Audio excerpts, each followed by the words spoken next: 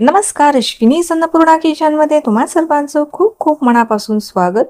दिवाळी फराळ रेसिपीमध्ये आज मी तुम्हाला अगदी प्रमाणशीर अशा 5 दिवाळीच्या परफेक्ट अशा रेसिपी दाखवणार आहे। चला तर मग वेळ न घालवता लगेचच आपल्या रेसिपीला आपण सुरुवात करूया। तर सगळ्यात पहिली रेसिपी आहे 1 किलोच्या प्रमाणात शंकरपाळी। तर शंकरपाळीची रेसिपी सुरू करण्या अगोदर तुम्हा सर्वांना माझे एक निवेदन आहे, कारण आता हे जे दिवाळीचे पदार्थ आहे ना ते बनवायला थोडासा जास्त वेळ लागतो आणि प्रमाण सुद्धा जास्त असल्यामुळे व्हिडिओ थोडासा मोठा होत असतो। तर बरेच जण कमेंट करता की अगदी शॉर्टमध्ये व्हिडिओ बनवा, परंतु हे जे व्हिडिओ आहे ना शॉर्ट बनवणे शक्य नाही, कारण आपण डिटेलमध्ये रेसिपी सांगतोय। त्यामुळे बरेच जण ही रेसिपी फॉलो सुद्धा करतात, चुकू नये याकरता मी तुम्हाला अगदी बारीक सारीक गोष्टी समजावून सांगत असते, ज्यामुळे तुमचा सुद्धा पदार्थ माझ्यासारखाच बनावा। तर 1 किलोच्या प्रमाणामध्ये आज आपण ही शंकरपाळी तयार करणार आहोत। तर घरातली जी मध्यम साईजची जी वाटी आहे ना त्याने मोजून किती आहे ते मी आता तुम्हाला हा जो मैदा आहे ना ते सांगणार आहे, कारण वाटीचा सुद्धा अगदी परफेक्ट तुम्हाला मेजरमेंट देणार आहे। तुम्ही वजनाने किंवा वाटीने घेतलं ना तरीही तुमचा पदार्थ बिघडणार नाही। ही शंकरपाळी तुम्ही पहिल्यांदाच जरी बनवली ना, फक्त मी जे जे मेजरमेंट तुम्हाला सांगते ना तेच तुम्हाला घ्यायचं आहे, त्यापेक्षा कमी किंवा जास्त घेऊ नका। अशी मध्यम साईजची वाटी आहे माझ्याकडे, त्यात बरोबर माझं 5.25 वाटी एवढं हा मैदा 1 किलोच्या प्रमाणामध्ये बसलेला आहे। तुमची वाटी जर छोटी मोठी असेल तर थोडंफार कमी किंवा जास्त होऊ शकतो, परंतु अशी ही मध्यम साईजची जी वाटी असते ना ही प्रत्येकाच्या घरी अवेलेबल असते। तर बरोबर 5.25 वाट्या एवढा मैदा 1 किलोच्या प्रमाणामध्ये माझा इथे बसलेला आहे। आता सेम त्याच वाटीने इथे मी बरोबर किती वाट्या साखर घेतलेली आहे ते सांगते। वजनाने म्हणाल तर ही बरोबर 350 ग्रॅम एवढी साखर आहे आणि हे अगदी परफेक्ट आणि अचूक आहे। या प्रमाणात परफेक्ट गोडीच्या आपल्या ज्या शंकरपाळ्या आहे ना त्या तयार होणार आहे। तुम्हाला जास्त गोड हवं असेल तर थोड्याफार प्रमाणात म्हणजे 400 ग्रॅम एवढी साखर घेऊ शकता, त्यापेक्षा जास्त घ्यायची नाही। परंतु ही 350 ग्रॅम जी साखर आहे ना ही अगदी परफेक्ट आहे। आणि वाटीने म्हणाल तर बरोबर 2 वाट्या एवढी आपली इथे साखर घेतलेली आहे। तर साखर छान अशी ह्या पिठामध्येच मिक्स करायची आहे, आपल्याला वेगळं काही मोहन किंवा पाण्यामध्ये भिजवण्याची गरज नाही। ही शंकरपाळ्यांचं पीठ मळण्याची अतिशय सोपी पद्धत आहे। सुरुवातीला मी सांगितलं ना यामध्ये जो सिक्रेट पदार्थ आपल्याला वापरायचा आहे, त्यामुळे आपली जी शंकरपाळी आहे ना अगदी दुप्पट तिप्पट चौपट फुलणार आहे। तो म्हणजे यामध्ये मी अर्धा चमचा बेकिंग पावडर जी असते ना ती वापरलेली आहे, कारण बेकिंग पावडरमुळे ना आपला शंकरपाळ्या मस्त अशा दुप्पट फुलतात आणि लेयर सुद्धा छान पडतात आणि आपल्याला तुपाचं मोहन सुद्धा कमी वापरावं लागतं। आता इथे तुपाचं मोहन घातलेलं आहे, त्यापूर्वी मी थोडंसं चिमूटभर मीठ सुद्धा यामध्ये घातलेलं आहे।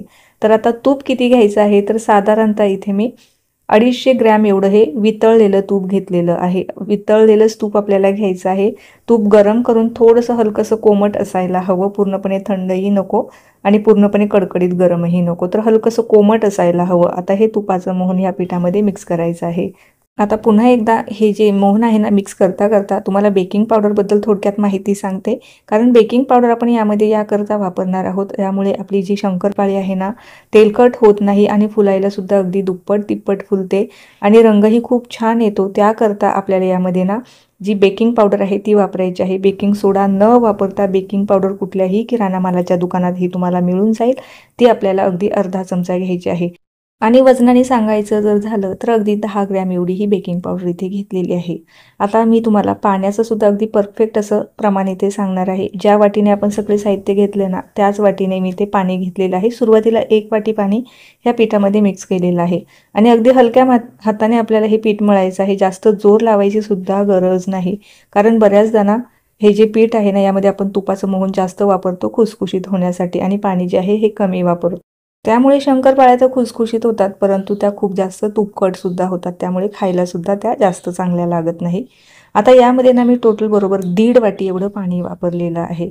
हे अगदी परफेक्ट आणि अचूक प्रमाण आहे। आपलं जे पीठ आहे ना परफेक्ट असं भिजलं गेलेलं आहे। आता जे दिलेलं साहित्य आहे आणि जे पाण्याचं प्रमाण दिलेलं आहे ना त्यामध्ये परफेक्ट असं पीठ भिजलं जातं, जास्त घट्ट होत नाही किंवा जास्त सैलही होत नाही आणि असंच पीठ शंकरपाळ्यांसाठी आपल्याला हवं असतं। आता हे जे पीठ आहे ना तुम्हाला आता वाटत असेल सैल आहे, पण जसं हे भिजत जाणार ना तसं थोडंसं हे घट्ट सुद्धा होत जाणार आहे। हे पहा, मी जास्त काही जोर लावून मळलेलं नाही, फक्त ह्या पिठाचा गोळा तयार करून घेतलेला आहे। आता हे पीठ आपण एक 20 ते 25 मिनिटासाठी रेस्ट होण्यासाठी ठेवणार आहोत, कारण पिठाची क्वांटिटी जास्त आहे, त्यामुळे हे पीठ रेस्ट व्हायला थोडा जास्त वेळ लागणार आहे। कमी क्वांटिटीमध्ये असतं तर एक 10 ते 15 मिनिटामध्ये हे पीठ छान भिजलं असतं, परंतु एक 20 ते 25 मिनिटं आपण हे त्याला छान व्यवस्थित भिजून देऊया। 20 ते 25 मिनिटानंतर पीठ सुद्धा छान व्यवस्थित भिजलं जातं हे पहा मस्त असं पीठ भिजलेलं आहे।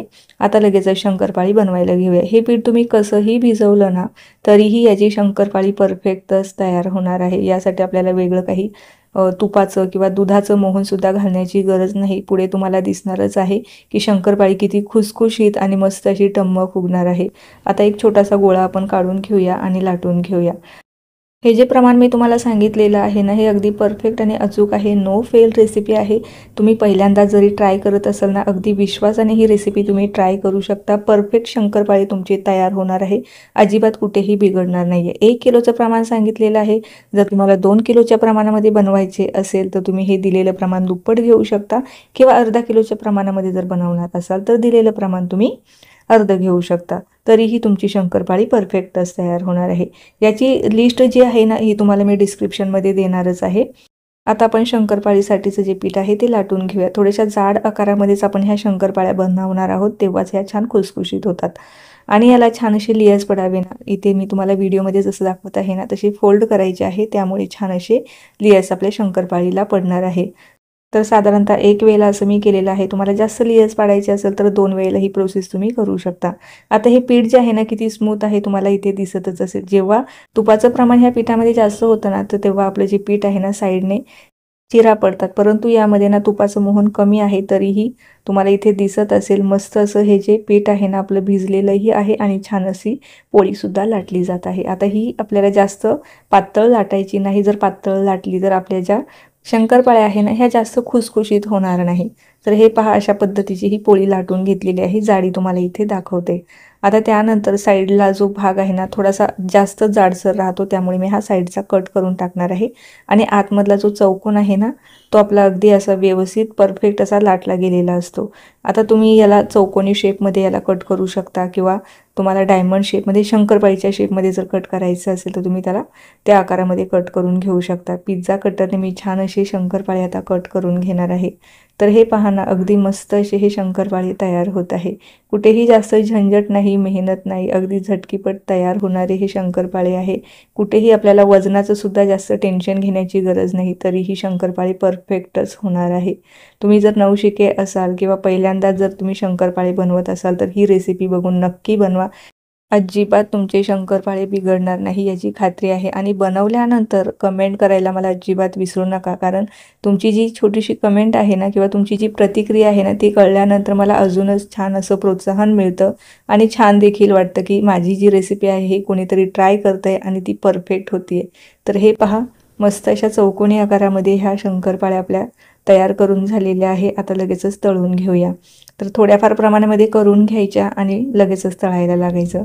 तळत असताना सगळ्यात महत्त्वाची बाब तेलाचं जे टेम्परेचर आहे ते आपल्याला मध्यम ठेवायचं आहे। फार कडकडीत तेलामध्ये ह्या शंकरपाळ्या तळायच्या नाही आणि सुरुवातीचा पहिला जो घाणा असतो ना तो थोड्या शंकरपाळ्या टाकून तळायचा आहे, कारण तेलाचं जे टेम्परेचर असतं ना त्याचा परफेक्ट असा अंदाज आलेला नसतो याकरता। तर तेलात टाकल्यानंतर अगदी तेलावरती तरंगायला लागलेले आहे आणि फुलून अगदी टम्म फुगलेले आहे, तुम्हाला या ठिकाणी दिसतच असेल।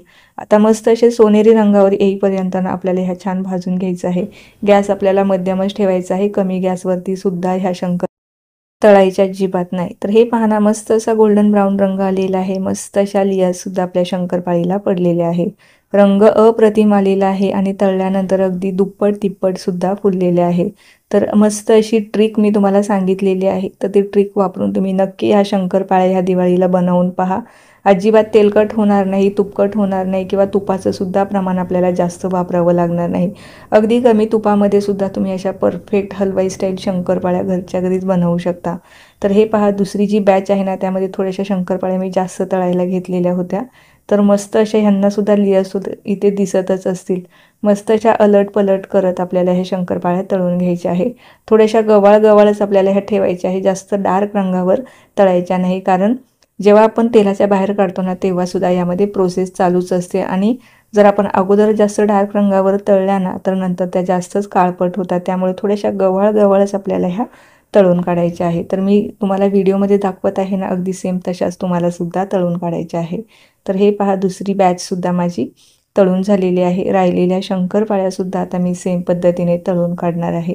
तळायला सुद्धा अगदी जास्त काही वेळ लागत नाही, मध्यम गॅसवरतीच अगदी मस्त अशा पटकन ह्या तळल्या सुद्धा जातात। सगळ्या शंकरपाळ्या इथे माझ्या तळून तयार झालेल्या आहे.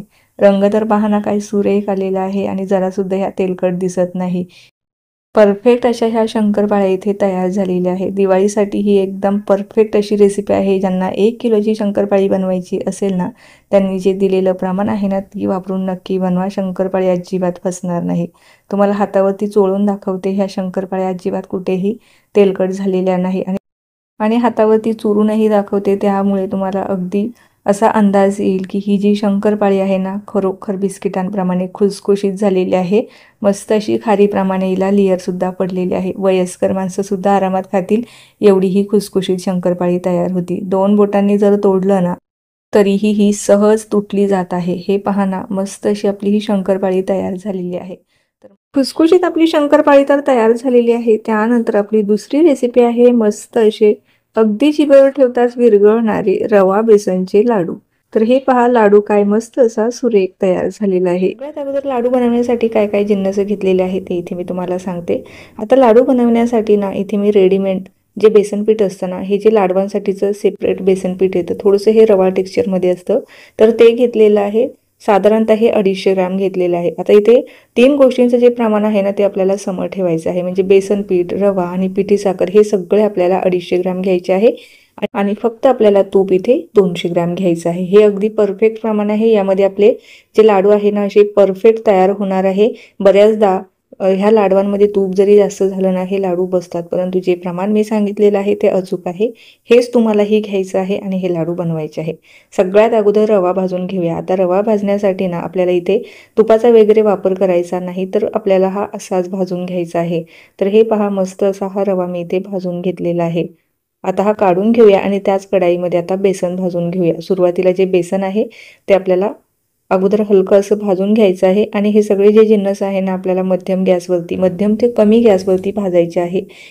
तेव्हाच आपले जे लाडू आहे ना, मस्त असे तयार होणार आहे. हे जे बेसन पीठ आहे हे आपल्याला 1 ते 1.5 मिनिटासाठी असंच तूप न टाकताच भाजून घ्यायचं आहे. त्यानंतर आपल्याला यामध्ये तूप मिसळायचं आहे. म्हणजे सुरुवातीला जे बेसन पीठ आपण असं भाजतो ना, तर त्यातला जो कच्चेपणाचा वास आहे हा निघून जातो.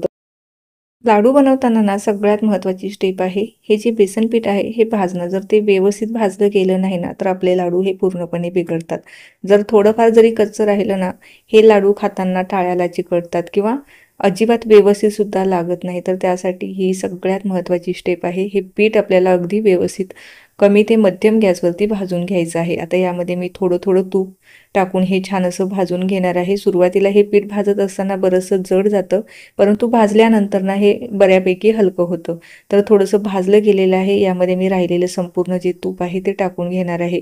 आता यामध्ये मी जेवढं तूप घेतलेलं आहे ना, हे अगदी परफेक्ट प्रमाण आहे. यापेक्षा जास्त तूप आपल्याला लाडू बनवायला लागत नाही आणि कमीसुद्धा हे प्रमाण होत नाही. अगदी परफेक्ट आहे. पहिल्यांदा जरी तुम्ही हे लाडू बनवले ना, तरीही परफेक्ट होणार आहे. कुठेही तुमचे लाडू बिघडणार नाही याची पूर्णपणे खात्री आहे. आता भाजत भाजत आलेलं आहे. सुरुवातीला जेव्हा आपण तुपामध्ये हे बेसन भाजतो ना, कच्चं असल्यामुळे थोडंसं जड जातं आणि जेव्हा हे छान असं भाजलं गेल्याच्या नंतर हे हलकं होतं. तर इथे तुम्हाला दिसत असेल बऱ्यापैकी रवा टेक्स्चर आलेलं आहे आणि बेसनसुद्धा छान व्यवस्थित भाजलेलं आहे. साधारणतः 80 ते 90% हे बेसन पीठ भाजलं की त्यानंतर आपण जो भाजलेला रवा आहे तो मिसळायचा आहे आणि पुन्हा एकदा एकजीव करायचा आहे. साधारणतः 1 ते 1.5 मिनिटं ही प्रोसेस आपल्याला तशीच करायची आहे. तर बेसन भाजायला मला टोटल 8 ते 10 मिनिटं एवढा वेळ लागलेला आहे. कमी प्रमाण आहे त्यामुळे मला एवढा वेळ लागलेला आहे. जास्त प्रमाणात जर बेसन असेल तर थोडा जास्त वेळ लागू शकतो. त्यानंतर यामध्ये थोडासा पिवळा रंग मिसळलेला आहे. हा टाकणं पूर्णपणे ऑप्शनल आहे. लाडूंना रंग छान यावा ना याकरता मी रंग मिसळलेला आहे. पुन्हा एकदा हे आता छान असं एकजीव झालेलं आहे. आता आपला जो रवा आणि जे बेसन पीठ आहे ना, ते सुद्धा व्यवस्थित असं भाजलं गेलेलं आहे. आता हे आपण हलकंसं कोमट करून घेऊया, कारण हे गरम असताना यामध्ये आपण पिठी साखर घालणार नाही आहोत. बरेच जण ह्यामध्ये ना साखरेचा पाक करून घालतात. तसंही केला तरीही लाडू बिघडतात, परंतु ही जी पद्धत आहे ना खूप सोपी आहे. साखरेचा पाक करायचं टेन्शन नाही. बऱ्याचदा पाक बिघडला तर लाडू बिघडतात. यामध्ये पाक न करताच आपण हे लाडू वळणार आहोत, तरीही लाडू छान होतात. बऱ्याचदा पाक बिघडला तर आपलं संपूर्ण मिश्रणही वाया जातात आणि लाडूसुद्धा बिघडतात. म्हणून इथे आपण पाक न तयार करता हे लाडू तयार करणार आहोत. हलकंसं आता ह्याला कोमट करून घेऊया आणि त्यानंतर यामध्ये साखर मिसळून घेऊया. तर आता हे मिश्रण बऱ्यापैकी कोमट झालेलं आहे. आता यामध्ये मी थोडंसं वेलची पावडर, वेलची आणि जायफळाची पावडर टाकणार आहे। तुम्ही तुमच्या आवडीनुसार यामध्ये जर ड्रायफ्रूट आवडत असेल तर तुम्ही यात ड्रायफ्रूट कट करून घालू शकता, किंवा तुम्हाला ड्रायफ्रूट ची पावडर करून घालायची असेल तर तुम्ही ती सुद्धा यामध्ये मिसळू शकता, अजूनच छान लागणार आहे।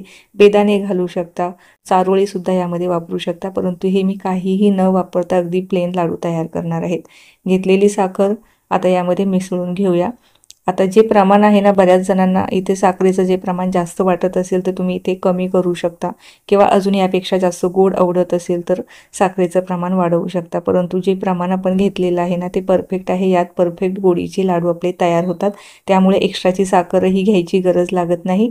जर तुम्ही कमी गोड खात असाल तर तुम्ही इथे कमी करू शकता। आता बरेच जण शुगर डायबिटीजवाले पेशंट असतात, तर त्यांच्यासाठी तुम्ही इथे शुगर फ्रीवाली जी साखर असते ना ती सेम प्रमाणामध्ये घेऊ शकता, किंवा तुम्ही गुळाची पावडर जरी वापरले ना तरीही लाडू हे छान होतात। तर तुम्हाला तसेही करायचे असेल ना तर तुम्ही तसे सुद्धा लाडू बनवू शकता। साखर छान हाताने एकजीव करून घेतलेली आहे। छान व्यवस्थित आपलं हे मिश्रण तयार झालेलं आहे। लगेचच लाडू वळायला घेऊया। हे लाडू सुद्धा अगदी पटापट वळले जातात। फक्त हे मिश्रण जास्त थंड होऊ देऊ नका, कारण थंड झाल्याच्या नंतर जे तूप आहे ना घट्ट होतं आणि मग लाडू बांधायला थोडेसे जड जातात। आता हे जे मिश्रण आहे ना, तुम्हाला जर मिक्सरला फिरवून घ्यायचं असेल ना तर तुम्ही मिक्सरला फिरवून घेऊ शकता, त्याने छान असे लाडू अगदी छान तयार होतात, किंवा असेच जरी तुम्ही लाडू वळले ना तसेही छान लागतात। डिपेंड आहे तुमच्यावर, तुम्हाला लाडू कसा आवडतो। तर हे पहा, मस्त असा लाडू मी वळून घेतलेला आहे। वरतून सजावटीसाठी पिस्ता आणि इथे बेदाणा सुद्धा लावलेला आहे। मस्त हा लाडू तयार होतो, झटपट तयार होणारे लाडू आहे, कुठेही पाक बनवायचं टेन्शन नाही। तरीही लाडू अप्रतिम लागतात, भन्नाट लागतात। आपला दुसराही लाडू या ठिकाणी तयार झालेला आहे। मस्त असे हे गोल गरगरीत लाडू इथे आपले तयार झालेले आहे। राहिलेले संपूर्ण लाडू आता मी बनवून घेते। दिवाळी फराळाच्या बऱ्याचशा सोप्या सोप्या रेसिपीज मी चॅनलवरती अपलोड केलेल्या आहे। तुम्ही त्या बघितल्या नसेल तर नक्की चॅनलला व्हिजिट द्या आणि त्या संपूर्ण रेसिपी पहा। अगदी परफेक्ट प्रमाणानुसार मी रेसिपी तुमच्याबरोबर शेअर केलेली आहे, त्यामुळे दिवाळीचे तुमचे पदार्थ अजिबात बिघडणार नाही। तर चॅनलला भेट द्या आणि त्या रेसिपीसुद्धा नक्की पहा। तर हे पहा, मस्त असे आपले हे गोल गरगरीत आणि हे लाडू तयार झालेले आहे। दिसायला तर इतके सुबक दिसत आहे, पाहता क्षणी तोंडात घालावे असे हे लाडू आपले तयार झालेले आहे। तुम्हाला अंदाज आलाच असेल की हे लाडू किती परफेक्ट असे तयार झालेले आहे। बऱ्याचदा हे जर मिश्रण गरम असलं ना हे लाडू बसतात, तर त्यावेळेला काय करायचं, एकदा लाडू वळवून घ्यायचा आणि त्यानंतर ताटामध्ये ठेवून द्यायचा, थोड्या वेळ त्याला तसंच सेट होऊ द्यायचं आणि त्यानंतर पुन्हा एकदा हलक्या हाताने त्याला गोलाकार द्यायचा। लाडू आपले असे मस्त परफेक्ट तयार होतात। आता एक लाडू मी तुम्हाला तोडून दाखवते, त्यावरून एक तुम्हाला अंदाज येईल आपले लाडू कसे तयार झालेले आहेत। लाडू ही आपले तयार झालेले आहे। त्यानंतर अगदी चटपटीत खमंग कुरकुरीत असा पातळ पोह्यांचा चिवडा, 1 किलोच्या प्रमाणात हा चिवडा तयार करूया। चिवडा तयार करणार आहोत, तर 1 किलो हे पातळ पोहे घेतलेले आहे। या पोह्यांमध्ये सुद्धा 2 प्रकार असतात, याहूनही अजून पातळ पोहे येतात, त्याला नायलॉन पोहे असे म्हणतात। त्याचाही चिवडा छान होतो, परंतु तो जो चिवडा आहे ना खाताना थोडासा असा वातड झाल्यासारखा वाटतो, तर त्यासाठी ना इथे मी हे पातळ पोहे घेतलेले आहे। तुम्हाला जे पोहे आवडेल ना ते घेऊ शकता। आता हे पोहे आपल्याला छान स्वच्छ चाळून घ्यायचे आहे, कारण बरीचशी धूळ माती किंवा पोह्यांचा चुरा होऊन पावडर तयार झालेली असते ना ती आपल्याला काढून टाकायची आहे। तर सगळे पोहे मी चाळून घेणार आहे। आता मी ज्या ज्या काही टिप तुम्हाला इथे सांगत आहे ना त्या पोह्यांचा चिवडा बनवत असताना नक्की वापरा। तुमचा पोह्यांचा चिवडा अजिबात फसणार नाही, एकदम क्रिस्पी कुरकुरीत आणि अजिबात तेलकट सुद्धा होणार नाही। आता तुमच्याकडे जर उन्हाची सोय असेल ना, हे जे पोहे आहेत ना हे 1-2 दिवस तरी उन्हामध्ये छान वाळवून घ्या, त्यामुळे काय होणार आहे, चिवडा आपला एकदम मस्त असा कुरकुरीत होणार आहे आणि भाजायला सुद्धा जास्त त्रास होणार नाही। आता मी चिवड्यासाठी काय काय जिन्नस घेतले आहे ते एकदा सांगते। थोडेसे मनुके घेतलेले आहे, लसूण घेतलेला आहे, ड्रायफ्रूट तुम्ही तुमच्या आवडीनुसार घेतलेले आहे। इथे मी 4-4 चमचे बडीशेप आणि 4 चमचे अख्खे धने असतात ते घेतलेले आहे, थोडेसे क्रश करून घेतलेले आहे। खोबऱ्याचे काप घेतलेले आहे, सोबतच इथे मी सुका कांदा घेतलेला आहे। आपला जो कांदा असतो ना तो मी 2 दिवस उन्हामध्ये वाळवून त्यानंतर इथे घेतलेला आहे। चिवड्यामध्ये त्याची चव फार छान लागते, त्यामुळे कांदा नक्की वापरा। सोबतच काही हिरव्या मिरच्याही घेतलेल्या आहे। आता ह्या सगळ्या जिन्नसांचं जे प्रमाण आहे तुम्ही तुमच्या आवडीनुसार कमी किंवा जास्त ठेवू शकता। 200 ग्रॅम इथे मी भाजक्या डाळ्या, कढीपत्ता, त्यानंतर शेंगदाणे घेतलेले आहे। आता 1 किलोच्या पोह्याच्या चिवड्यासाठी आपल्याला तेल किती लागणार आहे, तर मी साधारणतः इथे 250 ml तेल घेतलेलं आहे 1 किलो पोह्यांसाठी. एवढं लागत नाही, परंतु मी घेतलेलं आहे, आवश्यकता लागेल तसं हे तेल मी वापरणार आहे. आता जी ट्रिक आहे ना ती मी आता तुम्हाला सांगते की आपल्याला काय करायचं आहे. पोहे भाजण्यासाठी जेव्हा आपण हे तेल घेतो ना त्यामध्ये साधारणतः 1.5 चमचा इथे मी हळद पावडर टाकलेली आहे. तेल जे आहे ना हलकंसं कोमट करून घ्यायचं आहे आणि त्यानंतरच आपल्याला यामध्ये हळद मिसळायची आहे. आता ही जी ट्रिक आहे ना पोहे भाजण्यासाठी इतकी उपयोगी होणार आहे. त्यामुळे काय होणार आहे, आपले जे पोहे आहे ना जेव्हा आपण भाजतो ना अजिबात कुठेही अकसत नाही आणि पोह्यांना रंग सुद्धा अतिशय छान येतो. तर आता त्यासाठी काय करायचं, कढाई, एखादी जाड तळाची कढाई घ्यायची, त्यामध्ये पोहे आपल्याला घालायचे आहे आणि साधारणतः 1 ते 1.5 चमचा किंवा 1 पळीभर आपल्याला तेल ह्या पोह्यांवरतून घालायचं आहे. पोह्यांना असं तेल जर घातलं ना रंग अतिशय छान येतो. फोडणीमध्ये आपल्याला हळद पावडर जास्त आपल्याला घालायची गरज लागत नाही. तर पोहे भाजत असतानाच आपल्याला यामध्ये असं थोडं थोडं तेल घालायचं आहे आणि मस्त असे कमी गॅसवरतीच भाजून घ्यायचे आहे. तर पोहे भाजायला कुठेही जास्त वेळ लागत नाही. मस्त असे पटापट कमीच गॅसवरती आपल्याला भाजायचे आहे, जेणेकरून आपल्या पोह्यांनी आकार बदलला नाही पाहिजे. 2 चमच्यांनी आपल्याला हे असे मस्त मिक्स करत करत खमंग असे भाजून घ्यायचे आहे. तर हे पाहणा रंग अगदी छान आलेला आहे. सगळ्या पोह्यांना हळदसुद्धा एकसारखी अशी लागली गेलेली आहे. पटापट आपल्याला 2 चमच्यांच्या मदतीने हे पोहे असे भाजायचे आहे, ज्यामुळे आपल्या पोह्यांचा जरासुद्धा चुरा होत नाही. आणि गॅस आपल्याला एकदम कमी ठेवायचा आहे. सुरुवातीला कढई एकदम कडकडीत तापून घ्यायची आहे आणि त्यानंतर पोहे घालून थोडंसं हळदीचं जे तेल आहे ते घालायचं आणि मस्त असं कमी गॅसवरती हा कुरकुरीत होईपर्यंत भाजायचा आहे. तुम्हाला इथे दिसत असेल जरासुद्धा पोह्यांनी आकार बदललेला नाही किंवा जरासुद्धा अकसलेले नाही आणि किती कुरकुरीत भाजले गेलेले आहे ते सुद्धा इथे तुम्हाला दाखवते. एकदम कुरकुरीत असे हे पोहे भाजले गेलेले आहे आणि जरासुद्धा ह्या पोह्यांनी आकार बदललेला नाही किंवा जरासुद्धा अकसलेले नाही. तर ह्या वर्षी नाही ह्या ट्रिकने तुम्ही पोहे भाजून बघा, अजिबात तुमचे सुद्धा पोहे अकसणार नाही, ही गॅरंटी आहे. तर मस्त असा आता मी सगळे पोहे भाजून घेणार आहे. भाजून झाल्याच्या नंतर लगेचच आपण आता चिवडा बनवायला घेऊया. चिवडा बनवणं एवढं काही अवघड नाही, त्यामध्ये कुठलंही रॉकेट सायन्स वापरायला लागत नाही. आता जे तेल उरलेलं होतं ना त्यातलं आता तेल मी यामध्ये टाकून घेतलेलं आहे. त्यातच सगळे जिन्नस आता आपण खरपूस असे खमंग भाजून घेणार आहोत. तर सगळ्यात अगोदर शेंगदाणे टाकून घेऊया. साधारणतः इथे मी 200 ग्रॅम एवढे शेंगदाणे घेतलेले आहे. आता इथे सगळे जे जिन्नस आहे ना तुमच्या आवडीप्रमाणे, तुम्हाला चिवड्यामध्ये कमी किंवा जास्त आवडत असेल त्यानुसार तुम्ही यामध्ये वाढवू शकता. शेंगदाणे सुद्धा अगदी मस्त असे तळले गेलेले आहे. जास्त डार्क रंगावर अजिबात हे तळायचे नाही, जेणेकरून चिवड्यामध्ये खाताना हे कडवट लागतील. तर हे शेंगदाणे सुद्धा काढून घेऊया. त्यातच आता ज्या भाजक्या डाळ्या आहेत त्या सुद्धा तळून घेऊया. आता त्या सुद्धा इथे मी साधारणतः 200 ग्रॅमच घेतलेल्या आहे. त्या सुद्धा छान अशा तळून घेऊया. बरेच जण ह्या ज्या डाळ्या आहे ना तळत सुद्धा नाही, न तळता वापरल्या तरीही चालतील, काहीच हरकत नाही. डाळ्या सुद्धा छान अशा तळल्या गेलेल्या आहे, लगेचच काढून घेऊया. त्यानंतर आपल्याला खोबऱ्याचे जे काप आहे ते तळून घ्यायचे आहे. ते साधारणतः इथे मी 50 ग्रॅम एवढे घेतलेले आहे. ते सुद्धा छान अशी तळून घेऊया. खोबरं आपल्याला अगदी जास्त डार्क रंगावर तळायचं नाही, कारण खोबरं लगेचच जळलं जातं आणि खाताना हे जास्त कडवट लागतं. हलकंसं ब्राऊन झालं की लगेचच काढून घ्यायचं आहे. हे पहा मस्त असं खोबरं सुद्धा तळून घेतलेलं आहे आणि छान असे मी स्लायसरने याचे काप केले होते किंवा सुरीने तुम्ही करू शकता, परंतु जे आपलं बटाट्याचं जे चिप्सवालं स्लायसर येतं ना त्याने सुद्धा अतिशय छान असे काप याचे तयार होतात. ड्रायफ्रूट सुद्धा तळून घेऊया. हे जे ड्रायफ्रूटचं प्रमाण आहे तुम्ही तुमच्या आवडीनुसार कमी किंवा जास्त ठेवू शकता किंवा नाही घातले स्किप केले तरीही चालेल, काहीच हरकत नाही. आता हे सुद्धा छान असे तळून घेऊया. बेदाणे तळून घेऊया. त्यामध्ये साधारणतः अर्धी वाटी एवढे हे बेदाणे घेतलेले आहे. छान फुलेपर्यंत ते सुद्धा इथे तळून घेतलेले आहे. ते सुद्धा आता काढून घेऊया. आणि यामध्ये ना मी कांदा घेतलेला आहे. बरेच जण ह्या चिवड्यामध्ये ना कांदा वापरत नाही, परंतु एकदा तरी हा चिवडा बनवला नाही यामध्ये असा सुकलेला कांदा नक्की वापरून पहा, त्याने टेस्ट अप्रतिम येते. मी साधारणतः 4 कांदे हे असे छान पातळ कापले आणि उन्हामध्ये सुकवून घेतले 2 दिवसासाठी आणि त्यानंतर हा कांदा यामध्ये वापरलेला. जो बिर्याणीसाठी आपण कांदा वापरतो ना तसा न वापरता सुकवून हा कांदा आपल्याला यामध्ये वापरायचा आहे. लसूण सुद्धा छान असा कुरकुरीत होईपर्यंत तळून घ्यायचा आहे. हिरव्या मिरच्या सुद्धा आपल्याला ह्या तळून घ्यायच्या आहे, जोपर्यंत कुरकुरीत होत नाही तोपर्यंत. लसूण आणि हिरवी मिरची कुरकुरीत होईपर्यंतच तळायची आहे.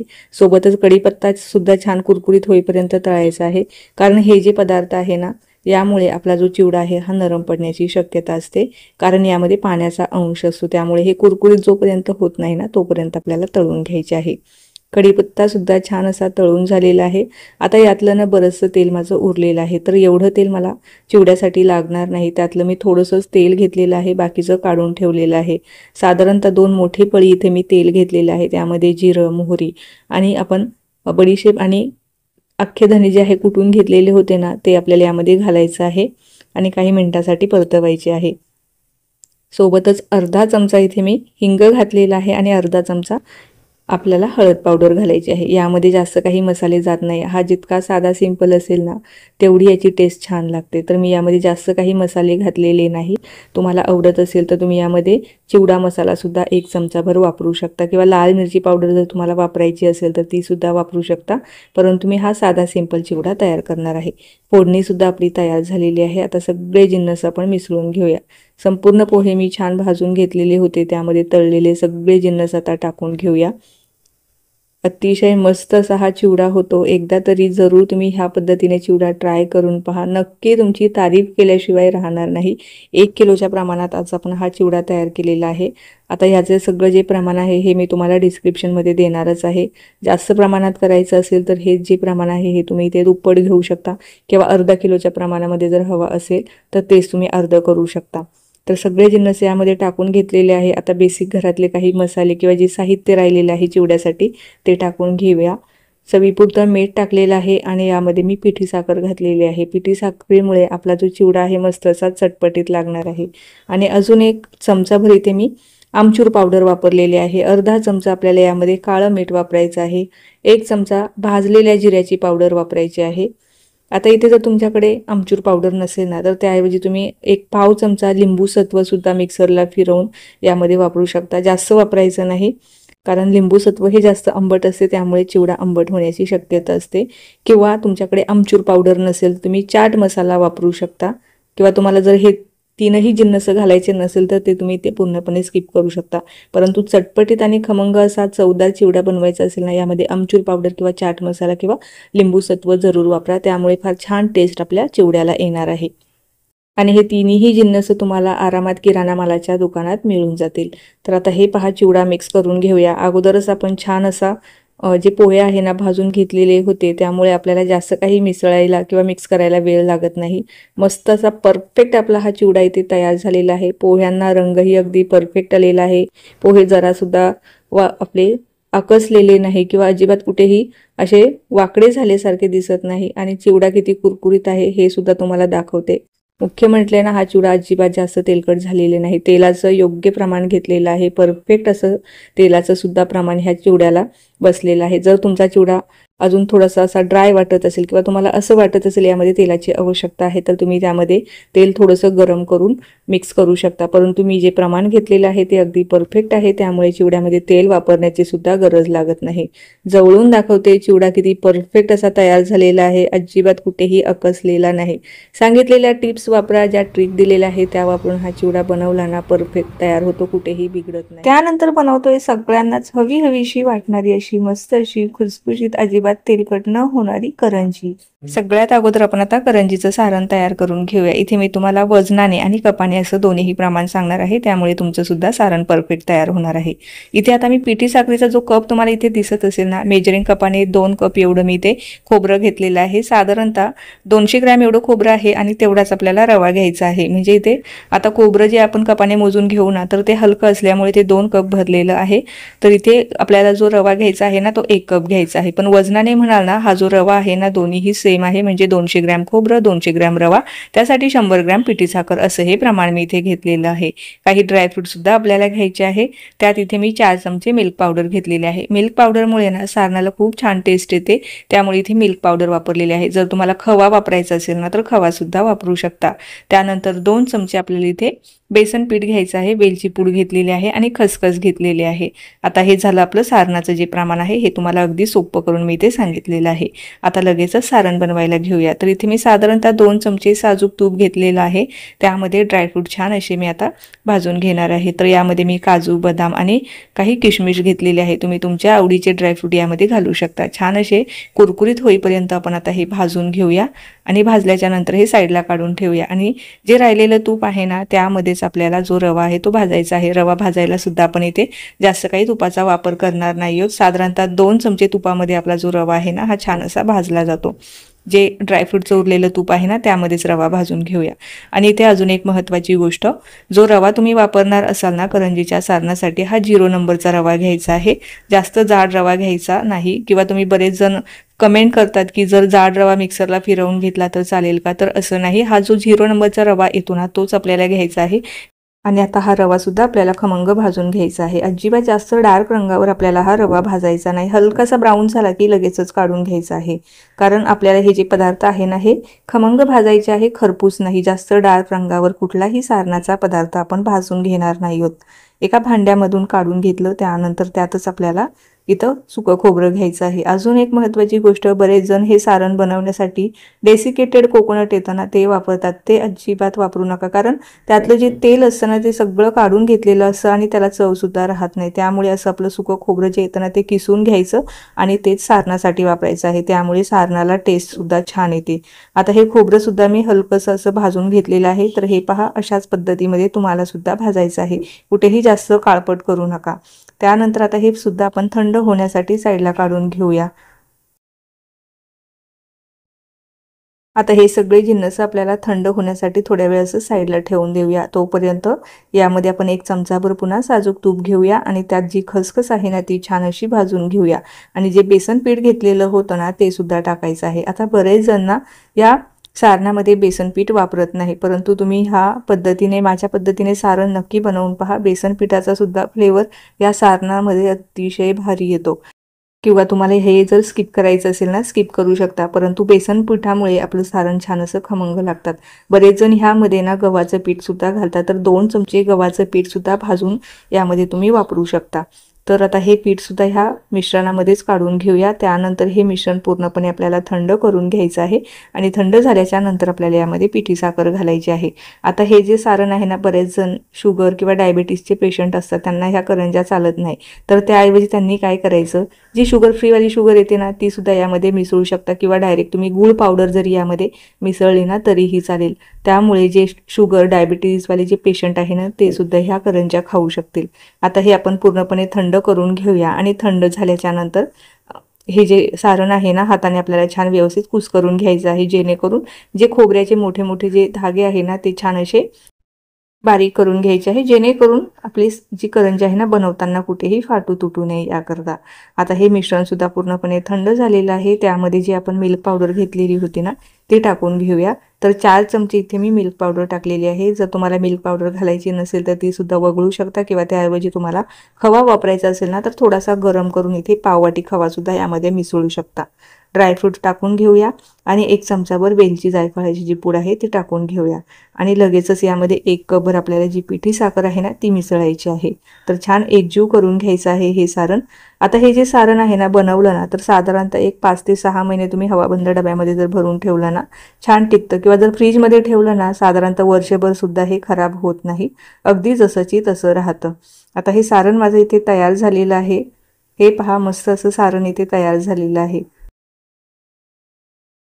तर सारण इथे तयार झालेलं आहे। लगेचच आपण आता करंजीसाठीचं जे पारीचं पीठ आहे ना ते मळून घेऊया। तर त्यासाठी ना इथे मी 1 वाटी घेतलेली आहे, जी आमटीची वाटी असते ना त्या वाटीने मोजून बरोबर आपल्याला इथे 2 वाटी मैदा घ्यायचा आहे, किंवा तुम्ही जर मैदा वापरत नसाल तर तुम्ही इथे गव्हाचं पूर्णपणे पीठ सुद्धा वापरू शकता।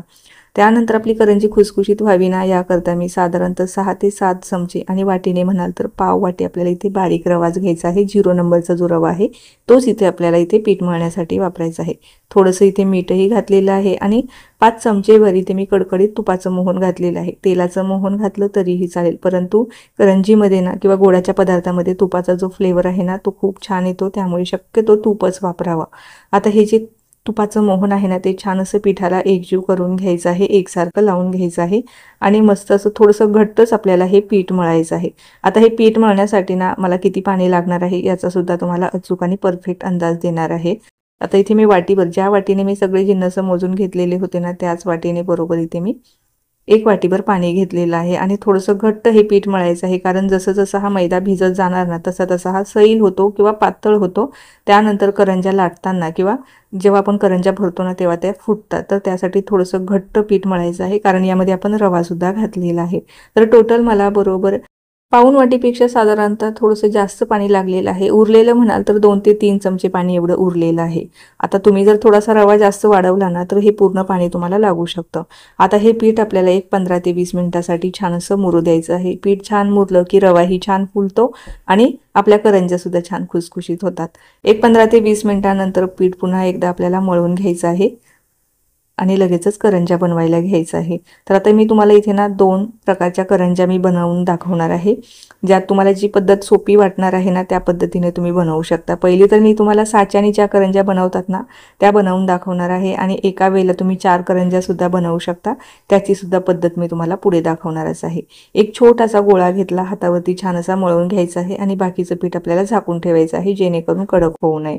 तर अगदी अशी मस्त पातळ पारी आपल्याला लाटून घ्यायची आहे आणि त्यानंतर यामध्ये सारण भरायचं आहे. तर पीठ अगदी परफेक्ट असं झालेलं आहे, त्यामुळे लाटायला सुद्धा जास्त काही त्रास होत नाही.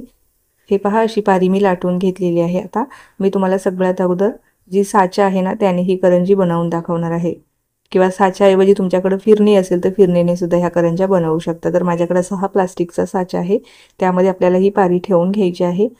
व्यवस्थित हाताने आपल्याला प्रेस करून घ्यायची आहे पारी, जेणेकरून यामध्ये भरगच्च असं सारण भरता येईल. नाहीतर बऱ्याच जणांना सारण कमी असतं आणि वरची जी पारी असते ना खूप जास्त असते, त्यामुळे अगदी खुळखुळ्याप्रमाणे ह्या करंज्या तयार होतात, ज्या खायला सुद्धा अजिबात जास्त छान लागत नाही. परंतु यामध्ये साधारणतः 2 ते 2.5 चमचे एवढं मी सारण भरलेलं आहे आणि साईजसुद्धा छोटी आहे, त्यामुळे ही करंजी अगदी परफेक्ट अशी तयार झालेली आहे. साईडला थोडंसं दूध किंवा पाणी लावून घ्यायचं आहे, जेणेकरून आपली जी करंजी आहे ना ही फाटणार किंवा फुटणार नाही तेलामध्ये जेव्हा आपण तळतो ना. जर पिठाचे जो कडा असताना ज्या कोरड्या राहिल्या तर त्या फुटण्याच्या चान्सेस जास्त असतात. तर छान व्यवस्थित दाबून घ्यायचे आहे आणि एक्स्ट्राचं जे राहिलेलं पीठ आहे ते काढून घ्यायचं आहे. अतिशय सोपी पद्धत आहे ही साच्याने करंज्या बनवण्याची. जी पद्धत तुम्हाला सोपी वाटेल ना त्या पद्धतीने तुम्ही ह्या करंज्या बनवू शकता. तर हे पहा, आता मी तुम्हाला ओपन करून दाखवते. मस्त अशी आपली ही करंजी इथे तयार झालेली आहे. एकदम छान अशी सुरेख आपली भरगच्च ही करंजी तयार झालेली आहे आणि निघताना सुद्धा अगदी सहज निघते. भरगच्च असं सारण सुद्धा ह्या करंजीमध्ये भरलं गेलेलं आहे. आता अजून एक तुम्हाला सेम पद्धतीने मी करंजी बनवून दाखवते. ज्या छोट्या मोठ्या चुका होतात ना त्या जर टाळल्या ना तर कधीच करंजी बिघडत नाही. बऱ्याच जणांच्या ज्या करंज्या असतात ना काही दिवसांनी मऊ पडतात, खुसखुशीत राहत नाही. परंतु ह्या ज्या करंज्या मी बनवलेल्या आहे ना अगदी डबा संपेपर्यंत या जसाची तशा खुसखुशीत आणि कुरकुरीत राहतात, अजिबात मऊ पडत नाही.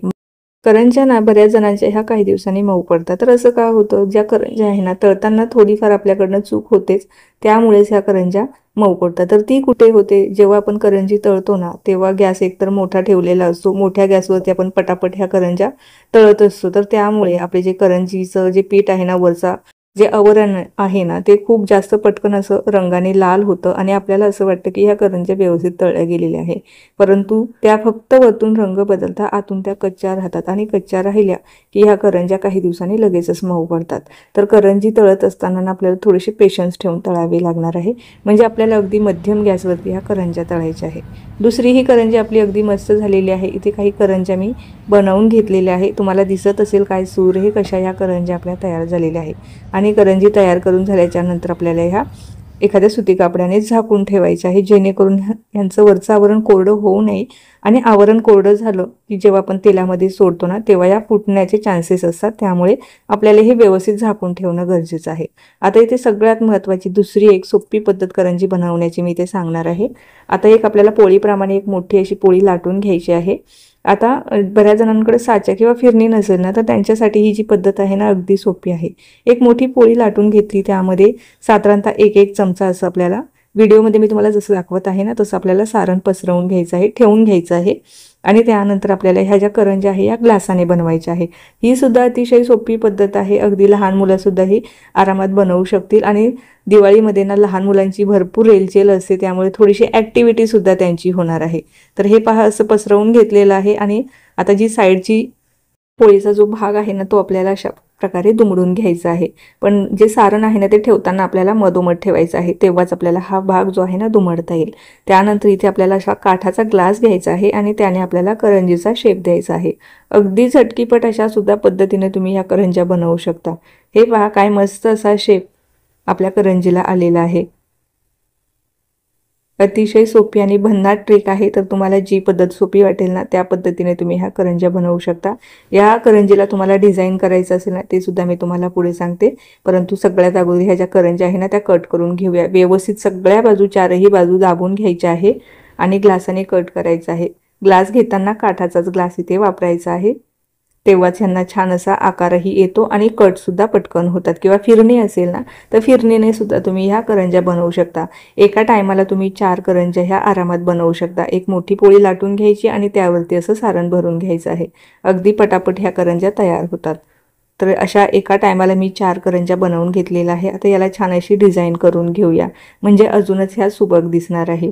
तर इथे मी डिझाइन करण्यासाठी जो आपला काटा चमचा येतो ना तो घेतलेला आहे, त्याने अशी छान डिझाइन मी करून घेणार आहे। तर हे पहा अगदी मस्त ह्या करंज्या इथे तयार झालेला आहे, कुठेही साच्याची आवश्यकता लागलेली नाही, तरीही अगदी मस्त अशा ह्या नक्षीदार या करंज्या इथे तयार झालेल्या आहे। तर काही करंज्या मी तयार करून घेतलेल्या आहे। आता दोघांपैकी तुम्हाला जी पद्धत आवडली ना त्या पद्धतीने तुम्ही करंज्या नक्की बनवा। आता लगेचच तळून घेऊया। तर त्यासाठी ना तेल इथे मी मीडियम गरम करून घेतलेलं आहे, जास्त कडकडीत तेलात आपल्याला तळायचे नाही। सुरुवातीला मी सांगितलंच आहे करंजी नरम पडण्याचं जे कारण आहे ना ते म्हणजे आपण मोठ्या गॅसवरती तळल्या की ह्या नरमच पडणार आहे, त्यामुळे थोडंसं पेशन्स ठेवून अगदी मध्यम गॅसवरती तळायचं आहे। कमी गॅसवरती सुद्धा नाही तळायचं, कारण कमी गॅसवरती तळल्या तर या खूप जास्त तेलकट होतात। त्यामुळे आपल्याला अगदी मध्यम गॅसवरती असा छान असा सोनेरी रंग जोपर्यंत येत नाही ना तोपर्यंत तळून काढायचे आहे। आणि कढाईमध्ये जितक्या बसेल ना तितक्याच आपल्याला करंज्या यामध्ये सोडायच्या आहे। तर हे पहा मस्त अशा पहिला जो घाणा आहे तो आपला इथे तयार झालेला आहे। दुसऱ्या घाण्यामध्ये तुम्ही जास्त करंज्या सोडू शकता, कारण तेलाचं जे टेम्परेचर आहे ना ते ऑलरेडी सेट झालेलं असतं। तर हे पहा अगदी साधारणतः इथे मी 5 ते 6 करंज्या ह्या तेलामध्ये सोडलेल्या आहे आणि अगदी फुग्याप्रमाणे ह्या फुगलेल्या सुद्धा आहे। वरतून थोडं थोडं तेल उडवायचं आहे आणि तळून काढायचे आहे। मस्त ह्या खमंग आणि खुसखुशीत करंज्या तयार होतात। हे पहा मस्त अशा ह्या करंज्या तयार झालेल्या आहे, काढून घेऊया। कुठेही तुम्हाला जास्त तेलकट झालेल्या ह्या करंज्या दिसणार नाही, अजिबात ह्या मऊ सुद्धा पडणार नाही। मस्त ह्या खमंग आणि खुसखुशीत करंज्या इथे तयार झालेल्या आहे। तर तुम्ही या दिवाळीला सांगितलेल्या टिप्स नक्की फॉलो करा आणि अशा माझ्या पद्धतीने करंज्या नक्की ट्राय करून पहा आणि त्यानंतर कशा झाल्या ना त्याची प्रतिक्रिया सुद्धा मला नक्की कळवा, कारण तुमची जी प्रतिक्रिया येते ना त्यावरून मला अजूनच नवीन नवीन रेसिपी बनवायला प्रोत्साहनही मिळते। रंगावरून तर तुम्हाला अंदाज आलाच असेल की जरा सुद्धा तेलकट झालेली नाही किंवा इतकी खुसखुशीत आहे ना, अगदी तुम्ही डबा संपेपर्यंत ही जी करंजी आहे ना मऊ सुद्धा पडणार नाही किंवा तेलकट सुद्धा होणार नाही। परफेक्ट अशा ह्या करंज्या झालेल्या आहे। तर तुम्ही सुद्धा सांगितलेलं जे प्रमाण आहे तेच वापरा आणि त्याच पद्धतीने तुम्ही ह्या करंज्या बनवा, तुमच्या करंज्या कधीही फसणार नाही। बऱ्याचदा प्रमाण जेव्हा कमी किंवा जास्त होतं ना त्यामुळेच आपल्या ज्या करंज्या आहे ह्या फसतात। जर तुम्ही प्रमाण योग्य घेतलं ना तो पदार्थ कधीही फसत नाही, ही 100% खात्री आहे। आता ही करंजी आहे ना तुम्हाला तोडून दाखवते, त्यावरून तुम्हाला एक अंदाज येईल की आतमध्ये पर्यंत एकदम खुसखुशीत आणि भरगच्च असं सारण भरलेली ही करंजी तयार झालेली आहे। दिसतच असेल एकदम खुसखुशीत, अगदी वयस्कर माणसं सुद्धा आरामात ही करंजी खाऊ शकतील इतकी भारी ही करंजी तयार झालेली आहे। तर 4 रेसिपी आपल्या बनवून झालेल्या आहे। सगळ्यात शेवटी बनवतोय मस्त अशी खमंग खुसखुशीत चकली। तर ही जी चकली आहे ना ही आपण बिना भाजणीची तयार करत आहोत। ज्यांना भाजणीची चकली येत नाही त्यांच्यासाठी ही परफेक्ट आहे। बनवण्यासाठी जास्त काही जिन्नस सुद्धा आपल्याला इथे लागणार नाहीये। तर आपल्या अगदी 2 ते 3 साहित्यामध्ये ही चकली तयार होणार आहे। घरातल्या एका वाटीने आपण मोजून ज्या भाजक्या डाळ्या असताना ज्या आपण चिवड्यामध्ये वापरतो ते घेतलेले आहे। मिक्सरला छान अशी पावडर तयार करून घ्यायची आहे। आता ही पावडर जरी तयार झालेली असली ना तरी थोडाफार जाडसर भाग या पावडरीमध्ये राहतोच, त्यामुळे आपल्याला हे चाळणीने पीठ छान स्वच्छ चाळून घ्यायचं आहे। तर इथे जर तुम्हाला भाजक्या डाळ्या मिळाल्या नाही तर तुम्ही जे फुटाणे असतात ना ते सुद्धा इथे वापरू शकता। मुख्य 2 ते 3 साहित्य वापरून आज आपण ही चकली तयार करत आहोत। चाळणीने चाळून घेतल्याच्या नंतर सुद्धा वरती थोडासा जाडसर भाग शिल्लक राहिलेला आहे। अगदी जास्त प्रमाणात असेल तर पुन्हा एकदा तुम्ही हा मिक्सरला फिरवून घेऊ शकता। तर हे पहा अशा पद्धतीचा हा जाडसर भाग शिल्लक राहिलेला आहे। आता लगेचच त्याच वाटीने आपल्याला मोजून 1 वाटीभर पोहे घ्यायचे आहे. रेग्युलरवाले पोहे इथे घेतलेले आहे, जे आपण कांदा पोह्यांसाठी वापरतो ना, तेच पोहे इथे मी घेतलेले आहे. ते सुद्धा मिक्सरला छान अशी फिरवून घ्यायचे, म्हणजे त्याची ही पावडर तयार करून घ्यायची आहे. तेही चाळून घेतले आणि इथे जे सगळे जिन्नस मी इथे घेतलेले आहे ना, एकाच वाटीने मोजून घेतलेले आहे. त्याच वाटीने मोजून आपल्याला बरोबर 3 वाटी तांदळाचं पीठ घ्यायचं आहे. आता इथे तांदळाचं पीठ आहे ना, तुम्ही कुठलंही घेऊ शकता. रेशनच्या तांदळाचं घेऊ शकता, विकतचं जे तांदळाचं पीठ असतं ते घेऊ शकता, किंवा घरात तुमच्याकडे जे कुठलं तांदळाचं पीठ अवेलेबल असेल ते तुम्ही इथे घेऊ शकता. ह्या चकलीसाठी कुठलंही तांदळाचं पीठ चालतं. आता हे सगळं माझं छान असं चाळून झालेलं आहे. लगेचच यामध्ये आपले मसाले घालून घेऊया. मसाले सुद्धा जास्त काही घालणार नाहीयेत. 5 ते 6 चमचे इथे मी पांढरे तीळ, 1 चमचा ओवा, अर्धा चमचा आपल्याला हिंग घालायचा आहे. त्यानंतर 1 चमचाभर लाल मिरची पावडर घालायची आहे आणि अर्धा चमचा आपल्याला यामध्ये हळद पावडर घालायची आहे. ह्या सगळ्या मसाल्यांचं प्रमाण आहे ना, तुम्ही तुमच्या आवडीनुसार कमी किंवा जास्त ठेवू शकता, परंतु यामध्ये ना लाल मिरची पावडरचं प्रमाण आणि हळदीचं प्रमाण मी इथे अगदी मध्यम ठेवलेलं आहे. आता यामध्ये जर तुम्हाला चकली मसाला रेडीमेडवाला जो चकली मसाला येतो ना, तो वापरायचा असेल तर तो सुद्धा इथे वापरू शकता, किंवा भाजलेल्या जिऱ्याची पावडर सुद्धा इथे वापरू शकता. तुम्ही तुमच्या आवडीचे मसाले यामध्ये घालू शकता. चवीपुरतं मीठही घातलेलं आहे. त्यानंतर सगळे जिन्नस एकजीव करून घेऊया आणि यात आपल्याला कडकडीत तेलाचं मोहन घालायचं आहे. तर मोहन साधारणतः जो पोहे खाण्याचा चमचा आहे ना, त्यानेच बरोबर 4 चमचे घेतलेले आहे. मोहनाचं प्रमाण आपल्याला कमी ठेवायचं आहे. जर पिठामध्ये मोहन जास्त झालं तर आपली चकली जी आहे ना, जास्त तेलकट होण्याची शक्यता असते, किंवा तेलामध्ये सुद्धा विरघळण्याची शक्यता असते. त्यामुळे अगदी आपल्याला बेताचंच इथं मोहन घालायचं आहे. आता इथे मी तेल वापरलेलं आहे. तुम्हाला बटर वापरायचं असेल ना तर बटरही वापरू शकता, किंवा साजूक तूप जरी तुम्ही यामध्ये घातलं ना तरीही आपली अगदी छान मस्त अशी खुसखुशीत चकली तयार होणार आहे.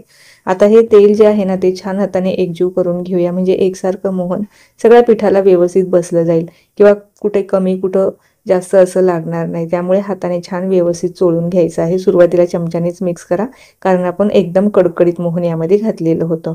आता हे पहा, अशा पद्धतीचा पिठाचा गोळा तयार झाला, म्हणजे मुटका तयार झाला की समजायचं आपला जे तेलाचं मोहन आहे ना, हे पिठाला अगदी व्यवस्थित परफेक्ट बसलेलं आहे. आता हे पीठ मळण्यासाठी ना आपल्याला पाणी कुठचं घ्यायचं आहे. तर इथं आपल्याला अगदी पाणी कडकडीत गरम करून घ्यायचं आहे आणि गरम पाण्यामध्ये आपल्याला हे जे पीठ आहे ना मळायचं आहे. आता तुम्हाला याची उकड जरी काढायची असली ना तरी तुम्ही याची उकडही काढू शकता, परंतु इथे मी पाणी गरम करून घेतलेलं आहे आणि थोडं थोडं करून यामध्ये आपल्याला पाणी घालायचं आहे. आता पाणी गरम आहे त्यामुळे ह्या वाटीने मी थोडं थोडं करून घालणार आहे.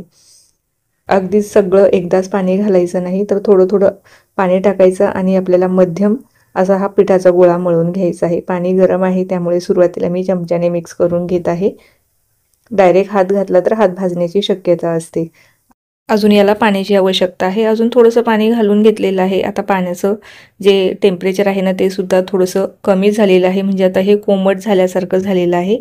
आता ह्यात आपण हे जे पीठ आहे ना मळून घेऊया, म्हणजे हाताला सोसवत आहे एवढ्या प्रमाणात हे आता कोमट झालेलं आहे. त्यामुळे मी हे पीठ हाताने मळून घेणार आहे. जास्त कडकडीत असेल तर थोड्या वेळासाठी हे पिठामध्ये पाणी तसंच राहू द्या आणि त्यानंतर मळून घ्या. तर हे पहा, अशा पद्धतीचा हा पिठाचा गोळा मी मळून घेतलेला आहे. पीठ इथे आपल्याला जास्त घट्ट ठेवायचं नाही किंवा अजिबात जास्त सैल ठेवायचं नाही. आता हे जे पीठ आहे ना आपल्याला 15 ते 20 मिनिटासाठी झाकण ठेवून साईडला ठेवून द्यायचं आहे. आता इथे अजून एक महत्त्वाची टिप मला तुम्हाला द्यायची आहे. हे जे पीठ आहे ना अजिबात जास्त वेळासाठी, आता बरेच जण काय करतात, हे पीठ मळून ठेवतात आणि 1 तास, 1.5 तास, 2 तास असं ह्याला मुरत ठेवतात. परंतु असं जर केलं ना तर नंतर आपल्या चकली पाडत असताना तुकडे पडतात. तुम्ही पीठ जरी परफेक्ट मळलं ना तरी नंतर हे पीठ जास्त भिजलं गेल्यामुळे ना, जेव्हा आपण साच्यामध्ये हे पीठ भरतो आणि चकल्या पाडतो ना तेव्हा हमखास या चकलीचे तुकडे पडतात. त्यामुळे पीठ सुद्धा जास्त भिजू द्यायचं नाही. अगदी 20 ते 25 मिनिटं पुरेशी होतात आणि तेवढ्या वेळेत हे पीठ सुद्धा छान व्यवस्थित भिजलं जातं. आता पुन्हा एकदा हाताने मळून घेऊया आणि आपल्याला चकलीच्या साच्यामध्ये भरायचं आहे. आता चकलीच्या साच्यामध्ये ना चकलीची जी प्लेट आहे ना त्यातली जी खरखरीत बाजू असते ना ती नेहमी आपल्याला बाहेरच्या साईडने ठेवायची आहे. आतल्या बाजूने जी सॉफ्टवाली बाजू जी असते ना ती वरच्या बाजूने ठेवायची, म्हणजे आपण आता जे पीठ भरलेलं आहे ना त्या बाजूने सॉफ्टवाली बाजू ठेवायची आहे. असं का करायचं, कारण जी खरखरीत बाजू जेव्हा बाहेरच्या बाजूने येते ना तेव्हा चकलीला काटे फार छान पडतात. यासाठी जी सॉफ्टवाली बाजू आहे ती आतल्या बाजूने ठेवा आणि खरखरीत बाजू बाहेरच्या बाजूने ठेवा. आता चकली मी तुम्हाला पाडून दाखवते. तर हे बघा मस्त असे चकलीला काटे सुद्धा पडलेले आहे, गोल गरगरीत अशी आपली चकली तयार झालेली आहे। कुठेही आपली चकली तुटत नाहीये, म्हणजे पीठ सुद्धा परफेक्ट असं आपलं तयार झालेलं आहे। बऱ्याचदा पीठ जास्त सैल जर झालं ना तर चकलीला काटेच पडत नाही, किंवा जास्त प्रमाणामध्ये घट्ट झालं तर चकली पाडत असताना मध्ये मध्ये तुटते। तर त्यासाठी ना आपल्याला पीठ सुद्धा परफेक्ट ठेवायचं आहे। तर हे पहा 2 चकल्या इथे माझ्या बनवून झाल्या। साधारणतः 3 ते 4 चकल्या बनवायच्या आणि लगेचच तळायला घ्यायच्या। जास्त प्रमाणात चकल्या बनवून ठेवायच्या नाही, नाहीतर सुकल्यामुळे सुद्धा ना चकली जेव्हा आपण तेलामध्ये सोडतो ना त्यावेळेला सुद्धा तुकडे पडतात किंवा विरघळतात। त्यासाठी अगदी थोड्या थोड्या प्रमाणामध्ये चकल्या बनवायच्या आणि लगेचच तळायला घ्यायच्या। चकली तळत असताना सगळ्यात महत्त्वाची गोष्ट तेल मीडियम गरम असायला हवं, जास्त कडकडीत ठेवायचं नाही किंवा अगदीच कमी टेम्परेचर असलेलं, म्हणजे अगदी कोमट तेलामध्ये सुद्धा ह्या चकल्या तळायचं नाही। गॅस आपल्याला मध्यम ठेवायचा आहे, कमी किंवा मोठ्या गॅसवरती सुद्धा ह्या चकल्या तळायच्या नाही। यापूर्वी सुद्धा मी व्हिडिओमध्ये सांगितलं होतं आणि प्रत्येक वेळेला सांगते, गॅस आपल्याला मध्यम ठेवायचा आहे आणि मस्त अशा जोपर्यंत बुडबुडे पूर्णपणे बंद होत नाही ना तोपर्यंत आपल्याला ह्या चकल्या तळायच्या आहे। जराही कुठे थोड्याफार प्रमाणात जरी बुडबुडे राहिले नाही, जेव्हा आपण चकल्या तेलाच्या बाहेर काढतो ना त्यानंतर लगेच काही वेळाने ह्या मऊ पडायला लागतात। त्यामुळे पूर्णपणे बुडबुडे बंद होत नाही तोपर्यंत चकली तेलाच्या बाहेर अजिबात काढायची नाही।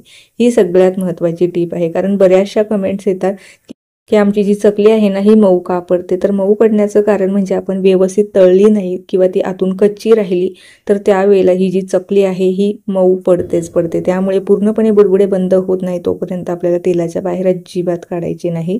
आणि एका वेळेला आपल्याला कढईमध्ये बसेल ना तितक्याच चकल्या सोडायच्या आहे, जास्तही सोडायचं नाही। जास्त जर प्रमाण झालं तर तेलाचं टेम्परेचर कमी होऊन चकल्या तेलामध्ये विरघळण्याची शक्यता असते।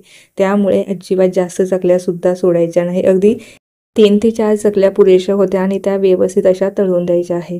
तर हे पहा मस्त असा गोल्डन ब्राऊन रंग आलेला आहे, यापेक्षा जास्त डार्क रंगावर सुद्धा तळायच्या नाही। ह्या चकल्या कुठेही तेल पित नाही किंवा तेल ओढत नाही आणि परफेक्ट अशी ही रेसिपी आहे। अगदी सहज कुणालाही जमेल एवढी सोपी ही रेसिपी आहे। त्यामुळे ज्यांना भाजणीच्या चकल्या अवघड वाटतात ना त्यांनी ही तांदळाच्या पिठाची आणि फुटाणा डाळीची चकली नक्की ट्राय करून पहा। बनवायला जितकी सोपी आहे ना खायला तर त्याहून भन्नाट आहे। तर रंग पहा ना काय मस्त असा आलेला आहे आणि एकदम मस्त अशी काटेदार आपली चकली तयार झालेली आहे। चकली कशी असायला हवी, मस्त अशी गोल गरगरीत आणि काटेदार, अगदी परफेक्ट मी जशी बनवली आहे ना अगदी तशीच तुम्हाला सुद्धा बनवता येईल। सांगितलेल्या टिप्स वापरा, सांगितलेली जिन्नस जे आहे ते मोजून मापून घ्या, तेव्हाच परफेक्ट हा पदार्थ बनवतो। कुठेही आपला पदार्थ कमी किंवा जास्त झाला तर आपला जो पदार्थ आहे ना तो 100% बिघडणारच। त्यामुळे जेवढं मी प्रमाण तुम्हाला सांगितलेलं आहे ना त्यापेक्षा कमीही घेऊ नका आणि जास्तही घेऊ नका। तुम्हालाही माझ्यासारखी परफेक्ट चकली बनवायची असेल तर जिन्नस मोजूनच घ्यावी लागणार आहे। तर हे पहा मस्त अशी ही चकली तयार झालेली आहे। अगदी 2 ते 3 महिने तुम्ही हवाबंद डब्यामध्ये जर ठेवली ना तरीही ही चकली अजिबात मऊ पडत नाही किंवा जास्त तेलकट सुद्धा होत नाही किंवा तेल सुद्धा सोडत नाही। तोडून दाखवते, त्यावरून तुम्हाला अंदाज आलाच असेल की चकली आपली किती खुसखुशीत आणि कुरकुरीत तयार झालेली आहे। मस्त अशी ही चकली तयार झालेली आहे। ह्या दिवाळीला तुम्ही जरूर ट्राय करून। तर कशा वाटल्या तुम्हाला ह्या दिवाळीच्या प्रमाणबद्ध अशा रेसिपी जर तुम्हाला आवडल्या असेल ना तर लाईक आणि कमेंट सुद्धा करा। आता रेसिपी पाहत तुम्ही इथपर्यंत आलाच असाल, चॅनलवर जर नवीन असाल, चॅनलला अजून सबस्क्राईब केले नसेल तर नक्की सबस्क्राईब करा। त्या बाजूचे जे बेल आयकॉन आहे ते सुद्धा प्रेस करा, म्हणजे जेव्हाही माझे नवीन व्हिडिओज येतील ते तुम्हाला सगळ्यात अगोदर पाहायला मिळतील। चला तर मग पुन्हा भेटूया अशाच काही अजून नवीन रेसिपी सोबत। त्यापूर्वी तुम्हा सगळ्यांना माझ्याकडून आणि माझ्या परिवाराकडून दिवाळीच्या खूप खूप शुभेच्छा।